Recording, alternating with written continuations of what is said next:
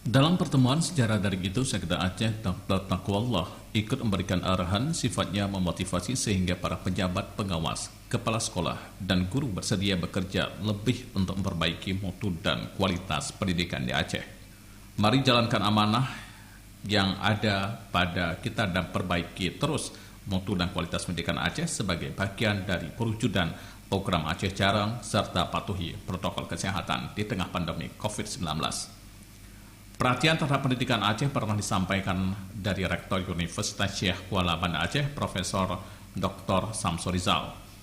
Dalam acara Dialog Tanah Rencong untuk Pendidikan Aceh diselenggarakan Forum Masyarakat Aceh Pulau Jawa secara virtual, disebut bahwa ranking kualitas pendidikan di Aceh masih cukup jauh tertinggal, berada di urutan 25.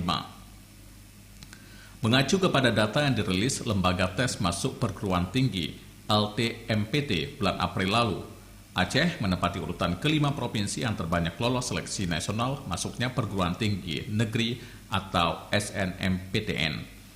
Disampaikan ada sebanyak 5.132 peserta didik dari Provinsi Aceh yang berhasil lolos pada SNMPTN tahun 2020. Angka lulus ini meningkat jika dibandingkan siswa pada lulus SNTPN tahun 2019 yang hanya sebanyak 4.226 peserta atau selisih sebanyak 906 peserta.